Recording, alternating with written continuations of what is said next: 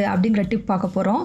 பொதுவாகவே புதினா வாங்கிட்டு வந்தோடனேயுமே இதில் இருக்கக்கூடிய இந்த பழுப்பு நிற இலைகள் எல்லாத்தையுமே வந்து ஃபஸ்ட்டு எடுத்துடணுங்க. எடுத்துட்டு அதே போல் பார்த்தோம் அப்படின்னாக்க அந்த காம்புக்கு கீழே அடிப்பகுதி இருக்குது பார்த்தீங்களா, அது எப்போவுமே கொஞ்சம் காஞ்சிருக்கும். அந்த மாதிரி காஞ்சிருக்கக்கூடிய அடிப்பகுதியும் கிள்ளி எடுத்துடணும்.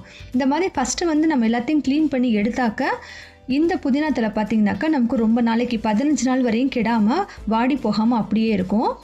ஃபஸ்ட்டு புதினாவை வாங்கிட்டு வந்தோடனே பழுப்பாக இருக்கக்கூடிய இலைகள் அதே போல் காய்ந்த இலைகள் இதெல்லாம் எடுத்துடணும். அதுக்கப்புறமே இதை டப்பாவில் நம்ம ஸ்டோர் பண்ணணும். டப்பாவில் ஸ்டோர் பண்ணணும் அப்படின்னாக்க இந்த மாதிரி டப்பா வச்சுருந்தாக்கா பண்ணலாம். அப்படி இல்லை அப்படின்னா சாதாரணமாக நம்ம வீட்டில் எந்த டப்பாவில் ஸ்டோர் பண்ணுறோமோ அதிலே நம்ம ஸ்டோர் பண்ணிக்கலாம். இதுக்கு மேலே என்ன செய்யணும் அப்படின்னாக்கா ஃபஸ்ட்டு ஒரு பேப்பர் போட்டுக்கணும். ஒரு பேப்பர் போட்டுட்டு அந்த பேப்பருக்கு மேலே இந்த புதினா இலைகளை வந்து நம்ம வைக்கணும். புதினா இலைகள் எல்லாத்தையும் வச்சுட்டு அதுக்கும் மேலே ஒரு பேப்பர் போட்டு இந்த டப்பாவை க்ளோஸ் பண்ணி வச்சிடணும்.